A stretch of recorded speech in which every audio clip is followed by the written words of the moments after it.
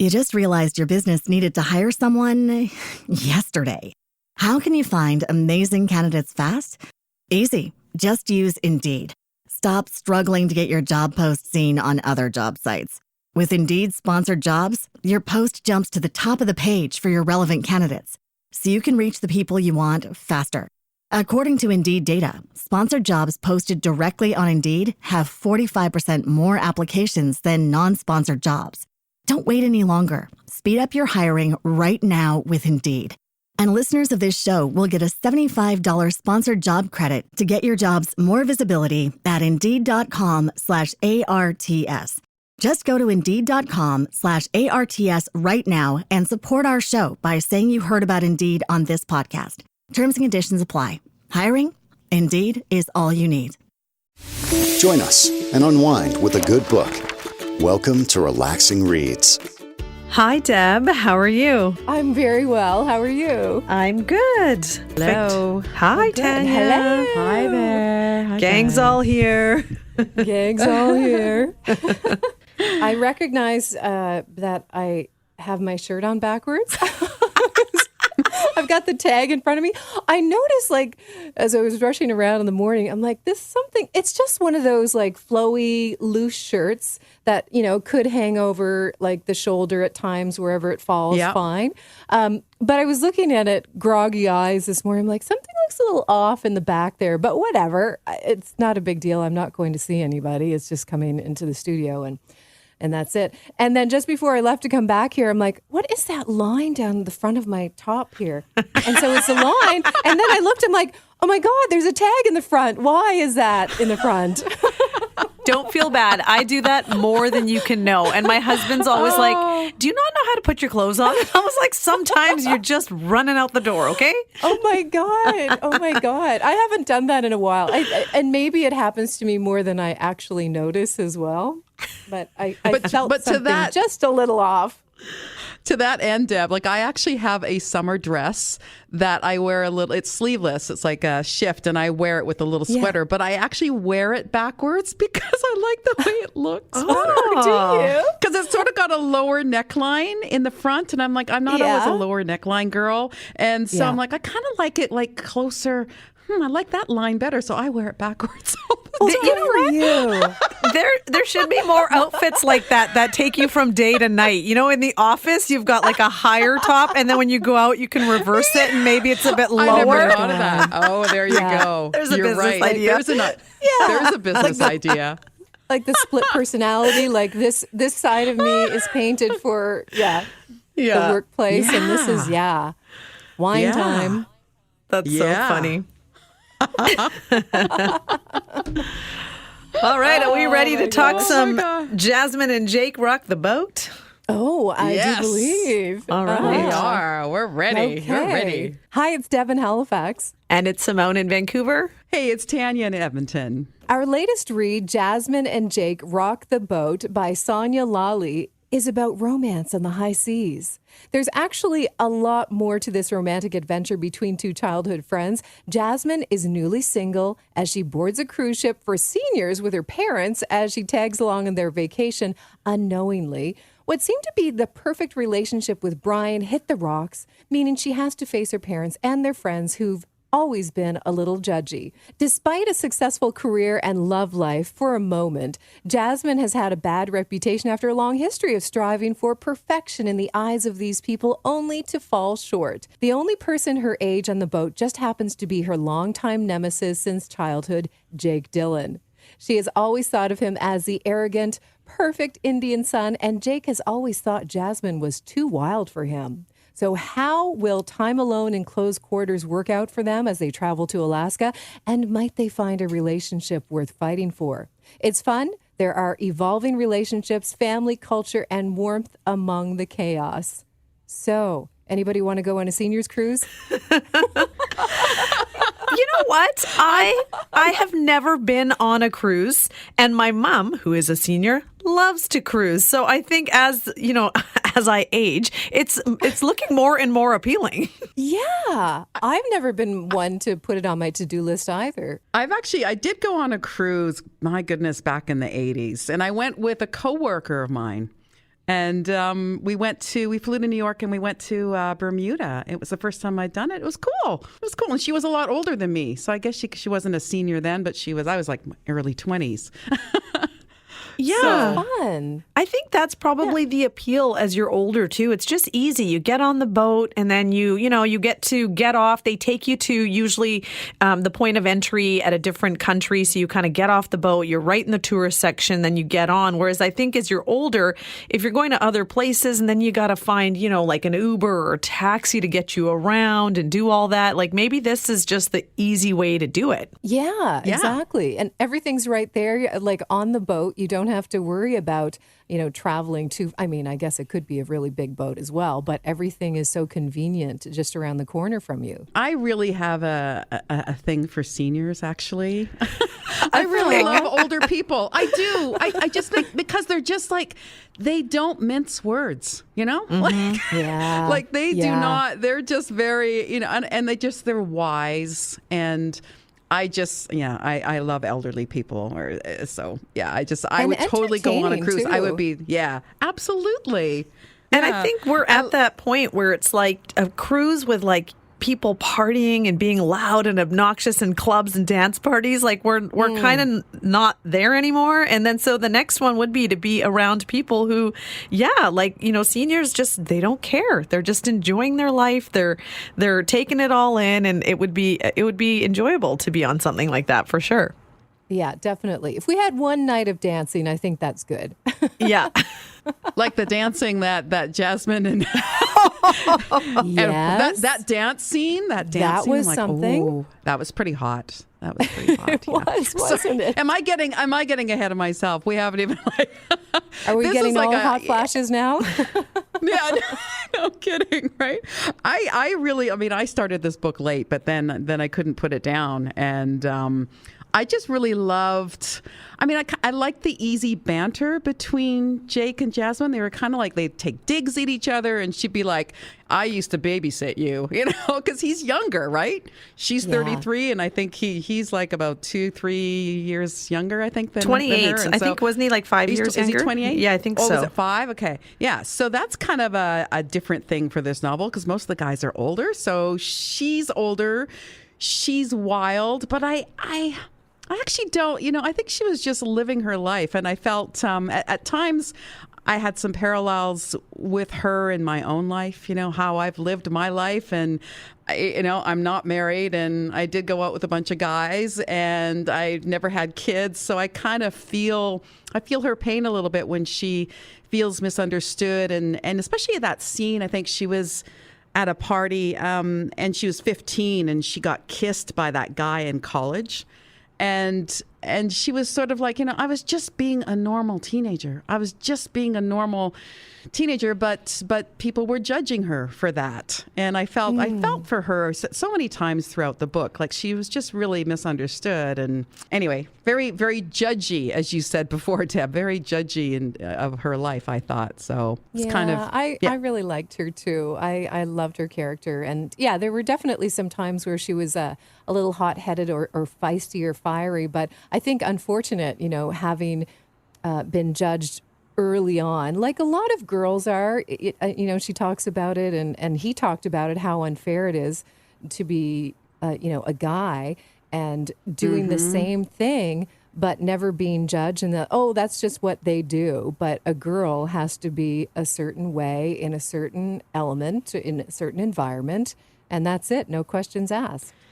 Yeah, for me, like in the beginning, I found it hard to connect with her. I just felt like she's 33 and she was acting quite immature. And I didn't really they had a great banter, but I didn't like how she'd always kind of come for him or shade him. And I really liked him off the top because I felt like he would always just try to convince her that he wasn't this guy, and he didn't seem like a bad guy. And then later you realize why she was acting like this. She's just put up these barriers and she's worried and she hasn't really quite found herself. And you really see the growth in her character from the beginning to the end, where she almost matures being around him. And you think like usually older women, like, Tanya, you said usually we hear, the stories are about going after an older man. And typically it's always like, oh, the young men or the young partners are more immature. But in this case, I thought Jake had that level of maturity and she almost needed to learn it from him.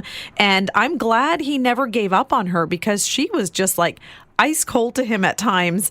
And he kept trying. Like he would show up. Can I talk to you? He just kept trying because he knew there's something there and he wasn't going to give up. So that's the part I liked. Like it was a very slow burn. Like it took a long time for them to get there, which I also liked because typically in these novels, like you can kind of have that hook up and then you're going in different directions. But like he just never gave up on them. And that's the part that I really liked. And so I grew to really like her character near the end. And you understand why she was the way she was. Yeah, and I think, sure. Jasmine, I think you're right, Simone. Like she definitely did mature as the pages went on. And I think, she always felt like she was being judged or not understood about her career choices, going into a more artistic vein.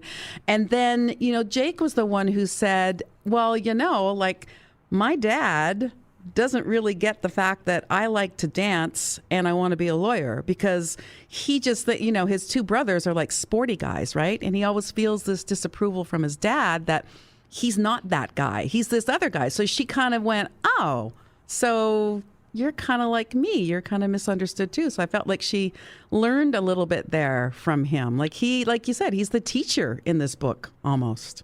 Yeah. Yeah. Yeah. I think if we go back to our childhood and think about, some of those people that we grew up with or some of those that we may have babysat. And you think about if you were part of the older group, you always imagine there being such a large age gap when you're younger. But then you get to a certain stage and like, oh, we're really not that far apart. So I think that I would have felt the same way had I babysat a guy who was, I was a few years older. And I do remember years after graduating from high school and meeting up with a couple of kids that I babysat who were in a wedding, and we attended the same wedding. And I'm like, no, this is not the same kid. This is not. But it had been quite a number of years. I'm like, oh my gosh, now we're all kind of in the same age bracket. So you look at things a little differently, or you might not be as immature as obviously you would have been back then. But also I think sometimes when you're in the same circles and you leave and you have more experiences or you see more things and different people and learn other things you don't necessarily want to, or you don't believe that you want to associate with some of those from your past, even though it might not have been a really bad thing. You just don't think you could ever have anything in common at this stage in your life. Yeah. So what was your favorite moment in the book? Or were there many? I think there was quite a few for me. There's some. Yeah. Now that once I've come to the end of the book, my favorite moment was when they had to go and hide when they were in that the back room where the dancing and stuff was, and then he, the coat check. The coat check, and he said something to her and she didn't quite understand, and then near the end I was like, oh, are we going to find out? Is she going to go back to that? And then she asked, and then, it just showed how much he had always kind of loved her along the way. So that one was kind of like a special, cute moment that I liked.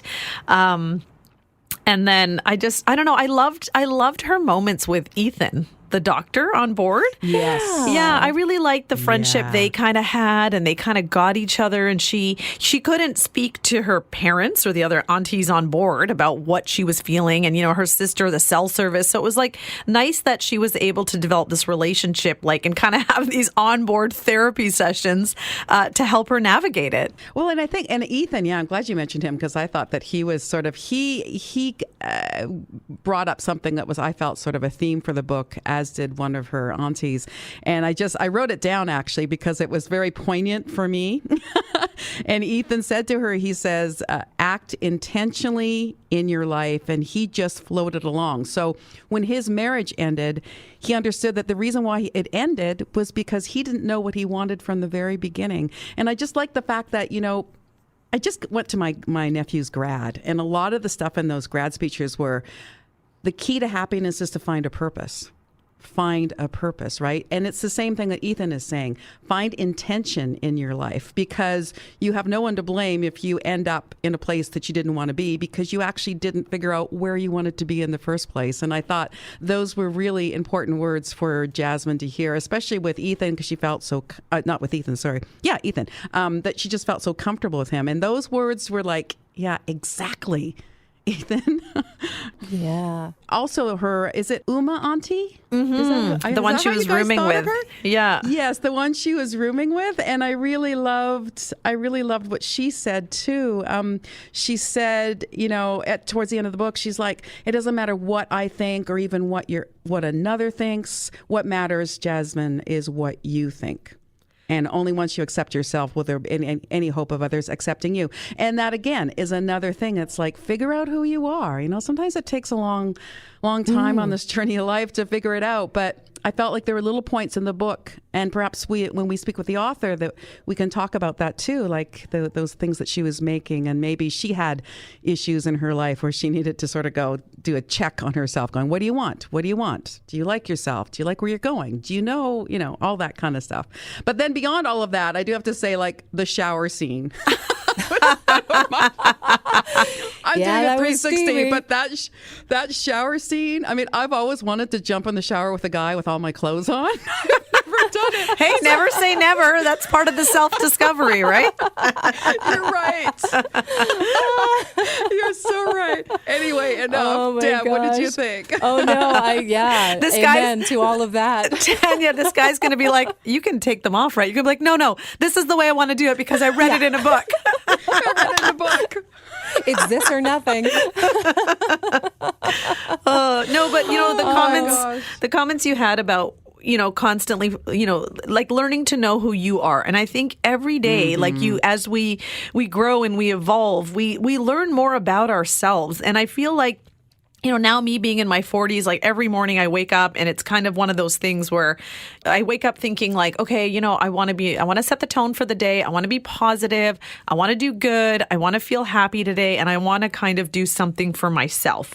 And I think that's what it is, just finding those moments where you ground yourself, you feel good about yourself. And if you don't, it's like, what are you going to do to help yourself? And I think that's just the daily check-in that we need to do with ourselves to make sure we are living our most authentic, best life. Mm-hmm. Yeah, absolutely. Mm-hmm. And I think it's always going to be some sort of struggle for many of us. And even if Jasmine thought she knew who she was for so many years, I mean, she still was in her adolescent stage, and you're growing and learning, and hormones are thrown in the mix. And then you feel like you don't have the backing or support of your family or those that may be closest to you. So you keep doubting yourself, even though you think you know yourself. And you always perceive yourself to be somebody completely different. And I think with her parents or the community that she grew up with or surrounded by, the aunties and the uncles, they were only passing on what had been passed on to them. And it's not necessarily that they truly believed a lot of that she was a rebellious girl that really needed a lot of help and a lot of work. But I think they just did with the tools they had. They just kind of threw it out there and hope for the best. And I think that we all grow within, each generation. But I think the guys that came into her life, Ethan and Jake, pointing out that she is so much more than what she ever sees in herself. She has, I think she's always focusing on more of the negative because she feels like that's what everybody else is seeing. So she might not see all the positives around her or within her. Mm-hmm. Yeah, exactly. And I find that, through some of the books that we have read, there is that underlying theme about our heroine, just not thinking that she's worth it. Right? She's being hammered down by expectations, her own expectations of herself, and we see the journey as she goes along. And I think that it's very inspiring to as a reader to go, okay, I don't have my life together, and neither does this character, but together we're going to figure it out by the end of the book. And I really love that about this book, is that she does figure it out, She does figure it out. And think about, the opportunities if you had, the chance to take a trip with your parents and maybe you said no to it. And now she's at that point where she's like, do I really want to be on this seniors cruise? But she's around all these women and her parents who kind of are giving her that like wisdom and speaking to her like Uma Auntie did. And, she's kind of seeing a different perspective on things. And it's not that, old people are not fun and they're boring. It's like they've lived a long life. And their generation did things differently, but I think having the conversations is how you kind of, say, well, this is how we do things, and our generation is allowed to kiss boys and date more and do things, whereas maybe culturally before that was more shunned upon. You have to kind of grow with the times and understand it. And so her having those conversations, I think, were a nice kind of part of her understanding what the seniors had to offer to her. Yes, I think that's key. Conversation, like having the talk and willing to have that conversation. And I guess maybe the adults in her life now recognizing, oh, she's also an adult, so we can have these conversations. And then you get to see each other and understand each other even more. Have either of you had a vacation romance? It's something I've never had. And one of my best friends, I'll never forget, she went away to Australia alone for a month. And then she told me this story about this guy she met, she was traveling with. And then this one amazing night where they just were on the beach all night looking at the stars. And I just think of those and I'm like, I've never had a vacation romance. So have either of you? I mean, this seems kind of fun to just everyone's different when they're in vacation mode too, Oh, yeah. Oh, yes. Yeah, I have. Oh, I've had a couple. I have one. I was living in Scotland, and I went to the Isle of Skye, and I had a journal, and I would go to pubs because I was traveling on my own. I would just go to pubs with my journal and just write, and because I'm by myself. And there was this really hot guy that was watching me, and then he came over and he's like, "What are you doing?" And I'm like, "Blah blah blah." And he was from Glasgow, very harsh accent. And anyway, we had a thing. And then, but my most memorable thing was when I was backpacking. I went backpacking when I was in my early 30s, and I ended up in Vienna. And I was a solo traveler, and I was at the train station, and I was trying to figure out. I was doing all the hostels, and I was trying to figure stuff out. And I saw this guy waiting for his luggage, and he saw me, and our eyes just kind of connected. Anyway, we ended up spending 2 days in Vienna. We actually got a hotel room. He was from the States. We went to Beethoven's gravesite in the Central Cemetery. We went to the Vienna Opera House. We did all of these things and had this little romance, and then we left. Then he had to go somewhere and I went somewhere. But it was just that kind of your time is you're suspended in time. Yeah. And if you've ever been to Vienna, it is magical. And that opera house is it's so beautiful. Just to have somebody to pal around with when you're a solo traveler, it's like, oh my God, this is so cool to have somebody else make decisions.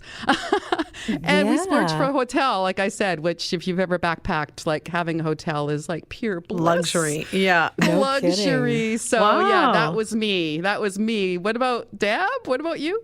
I had a moment. It wasn't Australia. It was New Zealand. And there was actually an Austrian connection. Funny you should mention Austria. Was it the same person? Yeah, no, I don't think so. No, so I was solo for part of this trip, but I was actually at this moment. I was in a travel group, and I had a roommate, and so we met up with a bunch of people, including the rest of our tour, who I must admit was mostly seniors. So I have, spent a lot of time around seniors in an interesting way, I guess, interesting form. And they were a whole lot of fun. Mm-hmm. Anyway, this one particular night, we had some drinks, and there was a Brit and an Austrian guy, and the Brit and my roommate got a little cozy, and then I did with this younger guy. I mean, much younger. Oh, you have He your was own like Jake and Jasmine situation going on. So we got cozy for the evening and overnight, and that was kind of it. We did not exchange contact info. It was just kind of, this is really fun. I would not necessarily do this in my hometown or city. But it was fun. It was a lot of fun. That's interesting. I love those stories because it's like that's just a moment you have that's just yours. Like, it's nice when you have shared memories with someone, you travel and then you got your little inside stories and you can share them when you see each other. But it's kind of nice to just have some of those that you're like, this was a special, kind of moment in time. And it's just like my solo memory. And I wonder if that person ever thinks about it, because you can't just reach out and call them and say, hey, remember? So it's like, it's just like. You're right. Like, what do they think about what do they think about us? Like, do they remember that? Or Aww. Yeah, it's and the next morning I remember getting up because myself and my roommate were running a little behind that morning. We missed breakfast and hopped on the bus and we got high fives from the seniors. They knew exactly what happened that night. I love it. They're like back in our day, Yeah, that's right. Love it. I love that you have the seniors connection, Deb. Yes. Oh, yeah. I love that. They were funny. We only learned like halfway through our trip, I guess as we got to know them a little better, that every night myself and I guess there were a couple of others, we were all kind of in the same age group. We would go out for another drink after whatever kind of evening we had. And the seniors would gather at one of their rooms and they were doing shots all night. See, this is fun. And that's another part of this I loved. I loved when there was that whole drama maybe around Ranjit uncle and Uma auntie, but it was like she was just helping him. And then you think of you think of the younger generations and you're kind of like, oh, it should be easy for you to find someone. You can go to a bar, you can go on Tinder. But like for the seniors who have maybe lost a partner or are single, for them, it's like, where are their opportunities? And so when you're in a situation like this, where you're with other seniors and you're talking and you're meeting new people, I love those like second chance at love stories or, those couples that get together when they're older and then they're getting married at like 90 and they found the love of their life. Like, I love those stories too. So I love that for Jake's dad too. Yeah. And I must say, I love the the whole aunties. I just get such a kick out of them. And Margarita auntie. And then there was hot water with lemon auntie. That's a great way to name them, right? Yes. Oh, she couldn't remember their names. It was like, it reminded me a lot of Dial A for Aunties. Remember that book we read where it was, they were off in the 4 meddling aunts and stuff. And that was, that like it was an Indonesian connection. This was South Asian. So there is a lot of the auntie drama, I know, culturally. But it was, it was definitely funny. Well, she mentioned a couple times, she goes, oh, it's the auntie uncle brigade. Yeah. Yes, I just laughed out loud because all I pictured was like a bunch of people who were like meddling in your life and like all this drama. And it just made me laugh out loud. Every time she said it, it made me laugh out loud. Yeah, there was a lot of fun. There were a lot of laughs in this book. A lot of great characters, a lot of laughs, and it's a nice, easy read. And I think too, let's talk about the other character in the book, which is Furry, yes. the dog. Mango? Yeah, Mango. Oh, yeah. Mango. So Jasmine and her ex, Brian, they adopted a dog. So now they are in this co-parenting kind of situation, and it's really adorable because I'm a believer in forever homes. Once you get an animal, you have an animal. You have it until its time is done. So I love the fact that they have to, since they're separated, that they have to co-parent this Labradoodle, I think it is. Anyway, I just love that puppy. Awesome that they, were able to do that because I know of friends whose relationships had split and so did the pets. Like there were a couple of groups where, or couples, I should say, and one had to give up before this relationship started because they had other animals, and it was like, oh my gosh, what? You can't split up the kids. I know. And and then the other was interesting because they said as much as they loved their pet, they gave it up because they got this pet together with that person. And so it was more of a fresh start for them. Sad. They were willing to give it up because they thought, no, that's okay. Like you've got a good thing with both parents, but they thought that they're still in a good home. And for me, I can separate myself and start fresh. I used to have a coworker, and he and his partner split up, but for 10 years, they continued to share custody of their dog. So he would literally have the dog during the week and then drive the dog to her house on the weekends, and then she would come back and drop the dog off, and they made it work. Like, even though they completely ended things, they were able to carry that forward until, the dog's last days, which I'm sure for the dog, was so great because he's not losing out on one parent. Yeah. And I guess unlike kids where they would like to continue seeing that same scene, like having everybody in the same house, for a dog, it was probably, another adventure. Oh, another adventure to this house and then another adventure next weekend. Mm-hmm. Yeah, it's funny. My sister and her first husband shared a dog after they divorced, and my sister lives on a farm, so it was always my sister would get the dog on the weekends, and then he would come back into the city for Monday to Friday. And my sister, it was so funny, and they did that until the dog passed away. But my sister was like, "Yeah, I knew that by Sunday night he was sitting by the door wanting to go back into the city because my life is too busy." She said. The dog was pooped out. And he just I just want to go back to the city where I just get the 1 block walk and then I can just sit there. And on the farm, he's like, go, go, go. And he would literally sit at the door and just look at her. She's like, okay, you're going back to dad's. They're like kids. It's so funny. Yeah. Oh, fantastic. Okay, so we've got some questions for Sonya. So this is a good time to have a chat with the author of Jasmine and Jake Rock the Boat. Hi, Sonya. It's Simone, Deb, and Tanya calling from the Relaxing Reads podcast.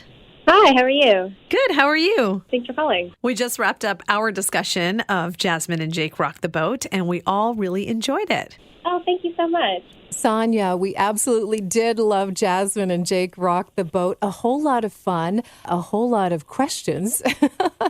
So first, I guess, is where did the idea come from? So Jasmine and Jake Rock the Boat is my 5th rom-com. I always write protagonists that are South Asian, who are flawed, who are figuring themselves out and looking for love. And I was just honestly looking for an interesting setting. I went on an Alaskan cruise when I was 18 years old with my entire extended family, which was very, very fun. A cruise, you're stuck with the same people on the same boat. There's lots to do. There's lots to think about. And I just thought it would be a really, really great setting for one of my books. Now, when it came to the characters of Jasmine and Jake, where did you pull those characters from? Do you know anyone like them in your life? Do you think you have any similarities with Jasmine? I always kind of pull on something from myself or something I've experienced or felt in the past and then exaggerate it a lot and sort of change it into something else. So for Jasmine, she's really going through a hard time, looking for some emotional maturity. She's figuring herself out. And she's also struggling with this idea of her having had a bad reputation in her younger days. And this becomes particularly evident when she's sort of on this cruise stuck with all these aunties and uncles who she feels judged her and made her life miserable. And so I think there was a part of me in Jasmine where, I wanted to be rebellious. I wanted to do things that all my friends were doing, but, I sort of always felt a little bit constricted by the idea of what would people think, what would my family or my community think. And so that sort of push and pull was definitely something that I drew from my own experience for Jasmine. And in terms of Jake, there's all sorts of guys out there. I don't write books from the other perspective. I just stuck to Jasmine's perspective. But I really like the idea of Jake being on this really cocky player, sort of this stereotype of a guy that we don't really like. But once we really get to know him, there really is a softer side, and there's a reason he is the way he is. So I liked exploring that as well. Yeah, one of the things we discussed was you could see the growth within Jasmine from the beginning of the novel and then through the pages to the end. You just see how much she evolved in this short amount of time. And that was pretty incredible to see when it came to her character. Oh, thank you.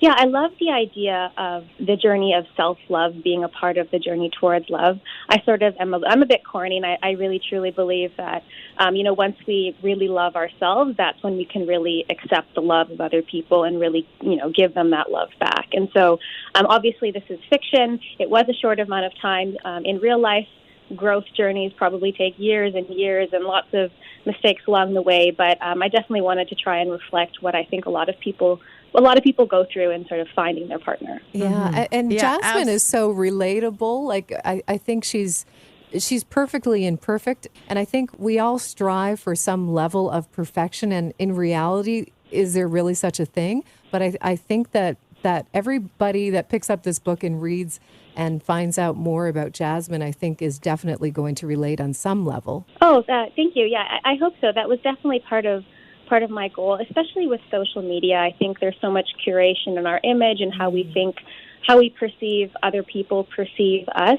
On the outside, Jasmine seems like she's totally together. Although she's single, she has this great job, this great life. She's super stylish. But on the inside, she's really, really struggling, and she really has some sort of growing up to do.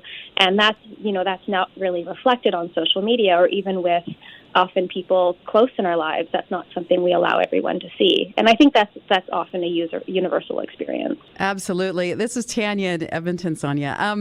I really wish I could have been like Jake and delete my Instagram account. That's so brave. Really, me too. I mean, it's sort of that like, oh my gosh, I just want to delete it because it doesn't always make me feel good, and then you just can't. So I love that he did. Yeah. And you know what I also loved? I also loved the way you had other characters in the book that like Deb said, like Jasmine was on a journey of self-discovery, of being sort of more in control of her life and in control of her own happiness. And you created Ethan, the doctor, who I thought was lovely. And he sort of interjected a little bit of that kind of life wisdom of just like act intentionally in your life, or you'll end up where you don't want to be because you never figured it out in the first place. And I thought, as a reader, definitely for me, that is something that kind of rings true. And I think it's sort of something that all the readers will kind of read that and go, yeah, you're right. If I don't actually figure out where I want to go, I may end up somewhere that I don't want to be. Like, has that happened to you? I think so. I mean, I had my mom is really, really, really wise, and she's very into like mindfulness. And although I kind of resisted it from a young age, it's definitely something that I think has helped me in my adult life, making decisions and acting intentionally. Although not always, of course. We all make mistakes and things happen. But definitely, I think that that character Ethan sort of totally hits home on the point that we can't just always go with the flow and get swept up, and because we don't know where we're going to end up. And it's important to sort of think critically about ourselves and our own decisions and sort of challenge ourselves to make sure that we're on the right path. And I think life is so complicated anyway. And I think when you have things that are happening that appear to be chaotic so often that you forget the simplest things can actually help you move through your day. Totally. There's another lovable and furry character, Mango, and apparently Mango was an inspiration from your personal life? Yes, I have a dog who might actually bark at any moment. I'm surprised she hasn't interrupted us already. Her name is Joey, and she's a mini golden doodle. And Mango was actually on the short list of names for her. So I decided to put a Mango golden doodle in the book. And initially I just kind of put her in there because I'd just gotten a dog and it was sort of very much a part of my life. But then actually I think having Jasmine have a dog sort of highlighted the fact that she was growing up. She had this responsibility, this living thing that relied on her. She had this dog, which was a big decision in her breakup with her ex-boyfriend, who also loved the dog. And so I think the character having a dog actually made her grow up, or help put her on that path. Although originally, I will say, I just wanted a furry baby in the book. Well, we love it. I'm with you on that. Totally love it. We were talking earlier about vacation romances and how, I was saying I've never had one. Tanya and Deb both have. But there's such a mystery around those because it's one of those things where you can have these special memories and moments you create with someone, and then you kind of walk away from it and don't ever have to talk about it again. But in this situation, they are going to, kind of continue it on. What do you foresee for their future now off the boat and out of vacation mode? I think it's going to be challenging for them. I mean, it's real life. It's easy, even when you're, with somebody and you go away on vacation, you can leave your problems behind for a little bit and you come home and they're just waiting for you. So I think that it was a great place for them to maybe start their romance sort of in isolation, sort of bubbled from the real world problems that were waiting for them back home, the choices that they had to make. So it sort of probably gave them a little kickstart. And then when they get home, they have to sort of really do those adult things and compromise and all those sorts of things that the grunt work of a relationship that goes into making the relationship sort of the magic that it can be. And talking about that relationship, I just really, as women, sometimes we just want our guys to try a little harder, and we talked about the fact that Jake never really gave up his pursuit of her, even when she was kind of nasty and dismissive of him. He always sort of kept tabs on her and kept almost like a poke. And I love the fact that he didn't give up on her and he just continued on. And so that was just like a really great character trait that I thought was just for me as a woman going, yeah, guys will do that. Mm-hmm. I think so, and I think the right person will do that for you. I don't think, I think, so many of us have had relationships where, that person may have acted in a certain way that sort of isn't great, or maybe we didn't act that great towards them. But with the right relationship, after there's more maturity, there's more time in a different situation, that person will hopefully act, be a stand-up person for someone else. So, I think it's also about hugely about timing as well. Yeah. Absolutely. And I think one of the lines that you wrote, which I honestly, when I read it, I went, oh, because Jake says to Jasmine, "You're the brightest light in every room." That was just so beautiful. Sigh. Oh, it's just so beautiful. Oh, thank you. Thank you. Yeah, he was a very gentle soul. On the outside looking like he was just your stereotypical jock, and then beneath all of that was just something, just very beautiful about him. Well, thank you. And yes, I do know men like that who sort of have this and women, have this hard exterior, but inside, I mean, I think there's a reason that all of us are the way that we are, like nurture and nature. And not everybody is going to be able to see all those sides of you. And that's okay. But I think that the right person you will see their full self. Mm-hmm. And for me, Sonya, I'm South Asian, so I've grown up around the meddling aunties and those kind of situations. In the book, it's one of those things where you learn that you have to block out that noise, and you have to, once your parents get to that point where they also stop caring what other people think, that is when you can truly move forward in your life. Did you have any situations where, these that you pulled from when it came to the aunties around you? Yeah, I mean, I think her name is Bishan Auntie, sort of the queen bee in the book.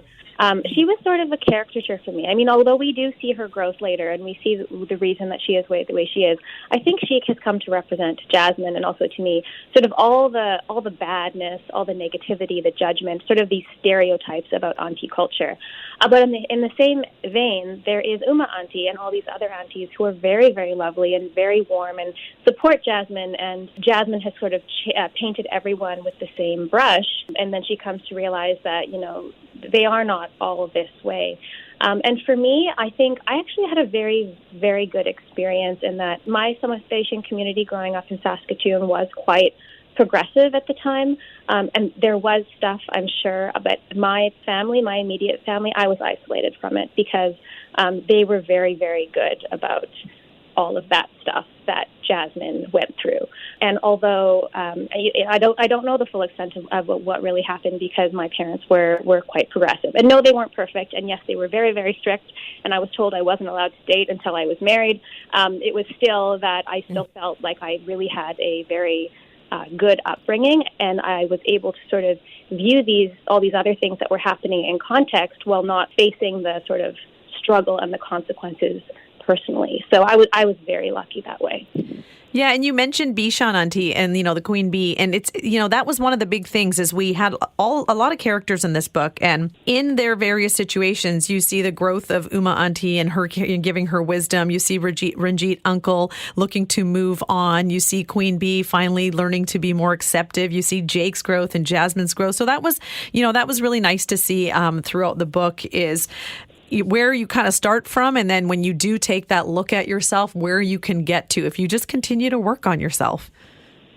Totally, yes. And I think that's a lifelong journey. I think, even I'm on the impressions I'm in my mid-30s thinking, I should be an adult by now. I should, be a grown-up by now. I should be so mature by now. But actually, I think that these lessons are lifelong. And something about Jasmine's growth, and I mean, personally, it's so weird when we start seeing our parents as actual people and not just our parents. And I think her recognizing that a lot of these people may have acted a certain way towards her 20 years ago, but they're not necessarily the same people anymore either. So it's really about sort of trying to see the other side as well. Earlier, we were talking about our favorite scenes. I really enjoyed the quiet, fleeting moment in the coat check. Tanya really liked the shower scene. For you, which was one of your favorite scenes in the book to write? I really like writing when Jasmine and Jake met. They're sort of meet cute when he kind of kicks her off and says, remember when you used to babysit me when we were younger? And sort of that fire between them. Jasmine's really, really, walks into that scene already very angry from something else. And Jake is just there, smooth talker, good looking. And it's sort of this, it starts to brew, and you can really feel like their enemies to lovers sort of romance really kick off. So I think that first time they meet at the beginning of the cruise was my favorite scene. Mm-hmm. There's so many great scenes. Oh, thank you. You're welcome. So do you recommend we take the family, the whole extended family, for a cruise? I think it depends on the family. Yeah. I would go on another cruise with my family. But, it's one of those really, really big cruises where there's lots of space to spread around. Yeah. And Sonya, so what's next for you? What are you working on, and anything else to share of any upcoming books or projects you've got going on? So I actually write, I've just started writing thrillers under a very not secret pen name, S.C. Lalli. My first thriller, Are You Sarah, came out last year, and I'm working on my second thriller, which will be coming out sometime in 2024.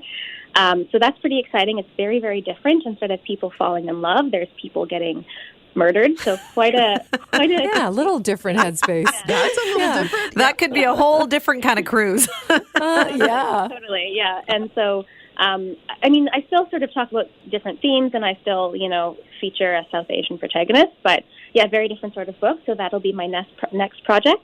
But I do love writing romances. I think they're so important. So I definitely hope to continue doing that as well in the future. And does that include an update on Jasmine and Jake? Perhaps. I'll keep you posted.